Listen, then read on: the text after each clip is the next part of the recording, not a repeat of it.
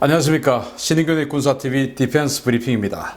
오늘도 역시 전세계 각종 군사 안보, 국방, 무기 관련한 소식 중에 중요한 소식 간추려서 전해드리고요. 우리 대한민국 관련된 소식도 알려드리도록 하겠습니다. 첫 번째 소식입니다. 대통령 전용기 구매 사업을 추진 중인 우리 국방부가 눈여겨봐야 할 비행기가 하나 생겼습니다. 멕시코 대통령 전용기가 매물로 나왔다는 소식입니다. 멕시코가 해외 매각을 위해 내놨던 보잉 787-8 드림라이너 전용기가 19개월 만에 미국 캘리포니아 비행장에서 다시 멕시코로 돌아왔다고 멕시코 일간 에로니베르살이 현지 시각 22일 보도했습니다. 이 전용기는 지난 2012년 엔리케 페냐 니에토 전 대통령이 2,600억 원을 들여 구매한 전용기로 몇 번 사용하지 않은 사실상의 새 기체인데요. 지난 2018년 12월 안드레스 마뉴엘 로페스 오브라로드 대통령이 취임하면서 초호화 전용기는 매각하겠다라고 공언하면서 취임 직후 매각을 위해 미국 캘리포니아의 한 비행장으로 보내진 바 있습니다. 이 전용기가 다시 멕시코로 돌아온 이유는 유지 보관 비용 때문인데요.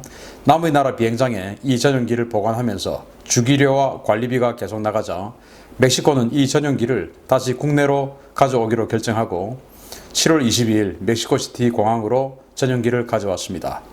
전용기가 돌아오자 비난 여론이 빗발쳤는데요.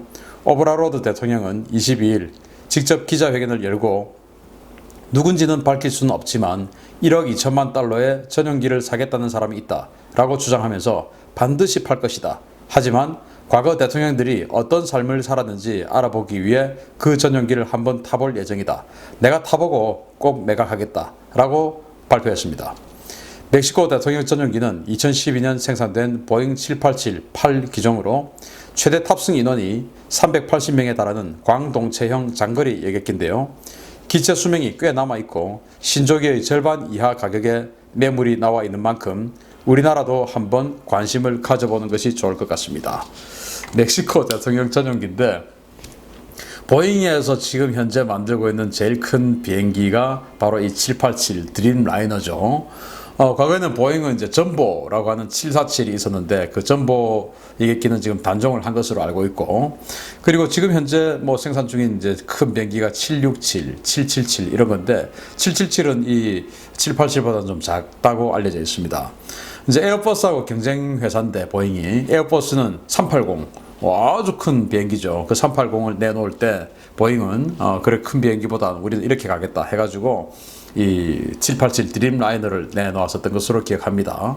그래서 이제 그 드림라이너 초창기 때 멕시코에서 대통령 전용기로 당시 가격으로 2,600억 원에 샀는데 이제 정권이 바뀌는 과정에서 당시 이제 멕시코 국민들이 아니 지금 나라가 지금 망할 지경에 경제 안 좋고 지금 이 지경인데 무슨 호화 대통령 전용기냐 해가지고 비난 여론이 빗발쳤다고 합니다. 그리고 이제 아까 사진에서 보셨듯이 내부는 굉장히 호화롭게 꾸며져 있고요. 그런데 대통령 전용기로서의 어떤 방호장치나 체프, 플레어 이런 거가 어느 정도로 되어 있는지는 저로서는 파악할 수 없지만 아무튼 이 2,600억 원을 주고 샀던 이 비행기를 대통령들이 몇 번 이용해 보지 못하고 국내 여론이 너무 안 좋으니까 못하고 이제 이렇게 놔뒀다가 이제 새 대통령이 들어왔는데 이 새 대통령이 오브라로드 대통령이라는 사람인데 이 사람이 이제 대통령 선거를 할 때 서민 대통령, 따뜻한 대통령, 인간적인 대통령 이제 이런 거를 표방하고 대통령이 된 사람이에요. 어디서 좀 많이 듣던 멘트들인 것 같은데 아무튼 그랬는데 자기도 대통령 되고 나니까 이거 좀 타고 싶었겠죠. 그런데 이제 이 국내에 팔려고 내놓았고 또 국내에 놔두니까 이게 누가 와서 테러할 것 같기도 하고 그렇게 해서 이제 미국에다가 갖다 놨는데 그게 이제 유지비가 보관료가 많이 나오니까 견딜 수 없다 해가지고 이제 미국에 갖다 놓은 지 19개월 만에 가지고 온 거예요. 그래서 지금 국내 여론이 아니 서민 대통령, 따뜻한 대통령, 인간적인 대통령 그렇게 하고는 대통령 전용기 내가 대통령 되면 당장 팔아버릴 거야 라고 해놓고 너 왜 가져왔어? 하고 지금 이제 이 멕시코 시민들이 난리가 나니까 아니 내가 타려고 갖고 온 게 아니고 한 번만 딱 타볼게 한 번만. 왜 걔들이 어떻게 호화롭게 살았는데 내가 그거 한번 체험은 한번 해봐야 될 거 아니냐 라고 이야기를 했는데 한 번만 탈지 팔릴 때까지 계속 탈지 또 정말로 적극적으로 팔 의사는 있는지 좀 궁금하기도 합니다. 참 그런 분들 우리 많이 봤잖아요. 자, 그런데 문제는 이제 우리 대한민국도 이 대통령 전용기를 살까 말까 지금 갈등을 하고 있고, 저는 개인적으로 대통령 전용기 당연히 사야 된다고 생각해요. 왜냐하면은 자, 이거 보십시오. 이거 2,600억 원에 샀어요. 그런데 지금 우리 한국 대통령 전용기는 지금 계속 임차를 하고 있는데, 현재 계약 기간이 끝나가지고 다시 올해 지금 대한항공하고 보잉 747 한 대를 5년 임대 계약을 맺었는데 그 가격이 무려 3천억 원입니다. 3천억 원. 물론 뭐 거기 유지 관리 비용까지 포함되어 있는 가격이겠는데 어쨌든 3천억 원이에요.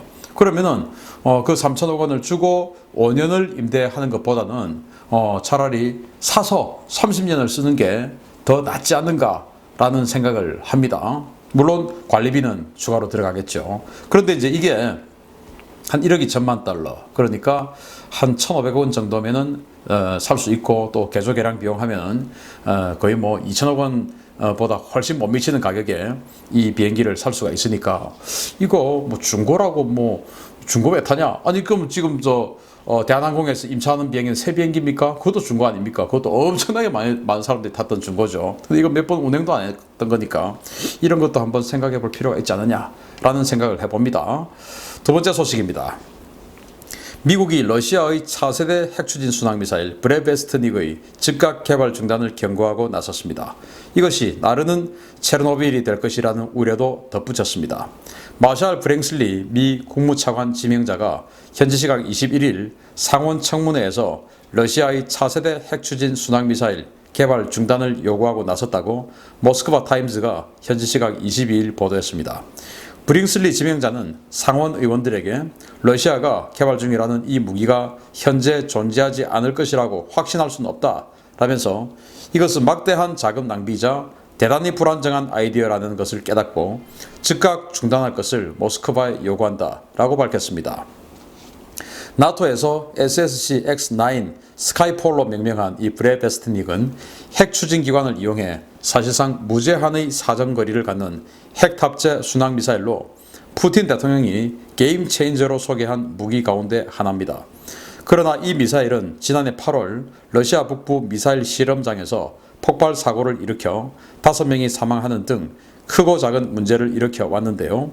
미국은 이 미사일을 날아다니는 체르노빌이라고 부르며 비행 경로상에 막대한 방사성 물질을 뿌릴 것이라고 경고해 왔습니다. 브링슬리 지명자는 이 브레베스트닉과 핵 추진 의뢰인 포세이돈을 지목하며 러시아가 폐기해야 할 끔찍한 수단이라고 밝혔는데요.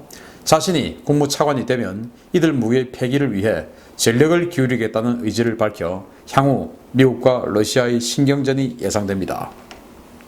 바로 이 무기입니다. 지금 날개를 펴고 있는 사진이 보이는데, 이거 이제 날개 접고 비행기에 장착해서 공대지로 쏠 수도 있고 또 지대지로 쏠 수도 있어요.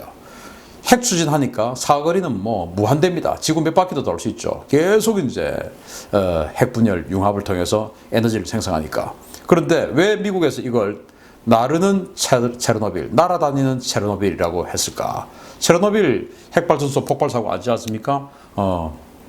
당시 우크라이나 북부 또 체첸 이 지역에서 정말 어마어마한 재앙을 일으켰던 사고가 바로 체르노빌 원전 폭발 사고인데, 이게 그러면 왜 나르는 체르노빌이냐? 정말로 희한한 것이 원자로가 있으면 그 원자로 노심이 있습니다. 이 노심이 이 브레베스트닉은 공기 중에 노출되어 있어요. 그래서 그 노출되어 있는 노심을 통해서 공기를 빨아들여서 그 노심을 통해서 데워가지고 뒤로 이제 뱉어내는 겁니다. 그러면 당연히 원자로 노심이 밖으로 노출되어 있고, 그걸 노출되어 있는 노심을 가지고 공기를 데워서 뒤로 뱉어내는데, 당연히 이건 방사성이 그냥 뭐 어마어마하게 포함되어 있는 것이죠. 이게 말이 되는 무기입니까? 60년대에 미국이 이런 걸 개발을 했었어요. 그런데 이걸 실전에 배치하는 것은 이거 미친 짓이다. 이렇게 해서 미국은 당시 개발을 했지만 그걸 폐기했었습니다. 그런데 이 21세기에 러시아가 노심이 밖으로 노출되어 있고 그걸 공기로 태워서 그 공기를 압축해서 뱉어내는 이 방사능이 잔뜩 묻은 이걸 뱉어내면서 그걸 뭐 계속 순항해서 움직이겠다. 그러면 이게 다니는 데는 전부 이제 방사능 오염이 될 거 아니겠습니까? 예를 들어서 서부 러시아에서 영국으로 만약에 쏘았다. 그러면 그 경로상에 있는 폴란드, 그 전에 그 벨라루스, 폴란드, 독일, 그리고 프랑스 이런 나라들 날아가면서 전부 이렇게 방사능 오염된 공기를 뱉어내면서 방사능 오염시키면서 영국으로 날아가든지, 미국을 향해 쏘면 역시 마찬가지로 그 유럽 지역 전부 오염시키고 미국으로 가든지, 또 하와이를 공격하면 우리 대한민국, 일본 전부 오염시키고 날아가든지 이렇게 할 거 아니겠습니까? 그래서 미국은 이거는 안 된다. 그리고 이제 의뢰에다가 또 원자로를 따라가지고 무한 질주하는 그 포세이돈 핵 의뢰, 그것도 안 된다. 이건 정말 인류가 가져서는 안 되는 무기다 라고 해서 자기가 국무차관되면 이건 막아내겠다고 했는데, 러시아 정말 정신 좀 차리기 바랍니다. 이런 짓은 하면 안 되죠. 세 번째 소식입니다. 미 육군의 현용 주력 보병 전투 장갑차인 M2 브래들리가 하이브리드 추진 체계를 갖춘 미래형 장갑차로 다시 태어난다는 소식입니다. 미 육군이 BAE 시스템스와 M2 브래들리 장갑차의 하이브리드 개조를 위한 3억 3,300만 달러 규모의 계약을 체결했다고 제인스가 현지 시각 22일 보도했습니다. 이번 계약은 기존의 M2A2 브래들리 장갑차의 구동 시스템을 교체해서 하이브리드 추진 체계를 적용하는 것으로 미 육군은 2년 안에 개조된 차량 시제품 2대를 납품받을 예정입니다. BAE는 장갑차의 무게나 용적을 추가로 차지하지 않고도 하이브리드 시스템을 적용해 연비와 정숙성을 향상시키는 방안을 연구 중이며, 이를 위해 신형 엔진과 고출력 전기 모터, 신형 변속기, 그리고 고성능 리튬이온 배터리로 구성된 신형 파워팩을 개발할 예정입니다. BAE는 이 신형 파워팩을 장착한 브래들리가 차후 고성능 레이저 무기를 탑재하는 플랫폼으로 발전할 수 있는 잠재 능력을 갖출 것으로 기대하고 있습니다. 미 육군은 이번 프로그램의 경과를 보고 브래들리 장갑차 전력의 전체 개조 여부를 결정할 예정인데요. 군용 차량에는 사실상 최초로 적용되는 하이브리드화 실험이 성공할지 관심이 모아지고 있습니다.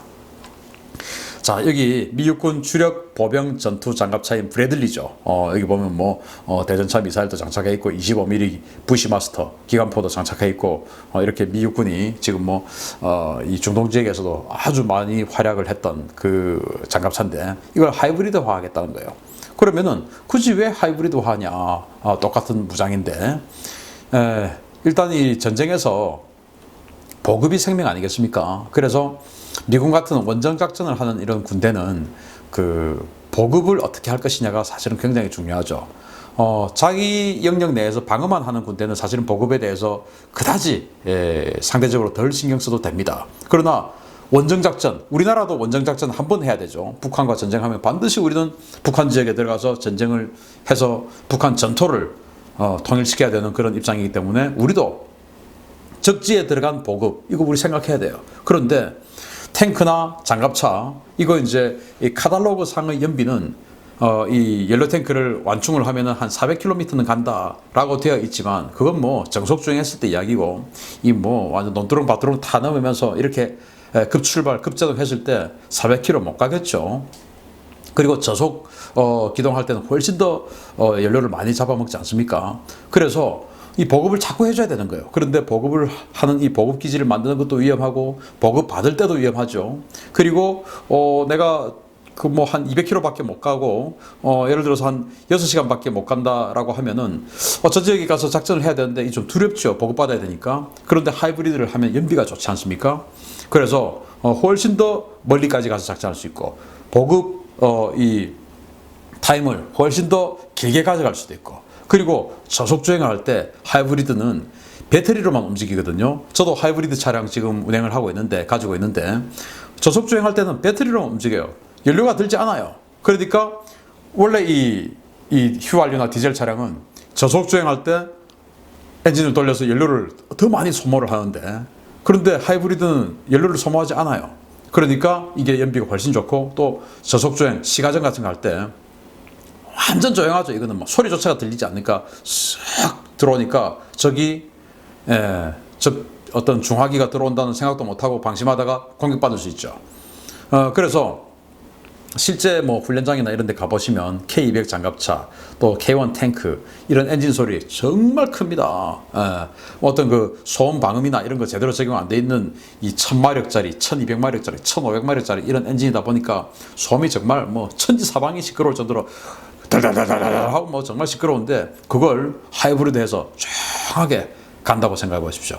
얼마나 적에게 위협적이었습니까? 그리고 이제 배터리가 많다 보니까 레이저 무기도 탑재할 수 있고, 그래서 브래들리를 그렇게 테스트를 하고, 차기 브래들리 후속 모델은 전부 이렇게 하이브리드 전기 추진으로 가겠다라고 이미 발표를 해놨는데, 브래들리도 앞으로 어쨌든 뭐 10년에서 20년 써야 되니까 이 시제품 2대를 써보고 브래들리까지 전체 개량하는 사업도 고민하겠다라고 미국은 그렇게 발표를 했고, 미국은 앞으로 이 지상에서 움직이는 모든 지상 차량들은 다 전기 추진이나 하이브리드로 가겠다라고 이야기를 했고, 또 앞으로는 최소 그 차량들 또 무기들의 70% 이상은 자율주행으로 가겠다.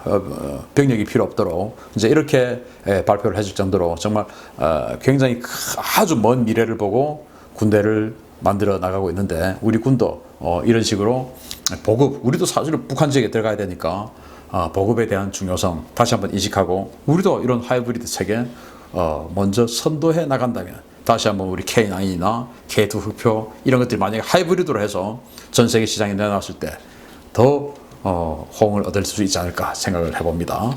마치겠습니다. 감사합니다.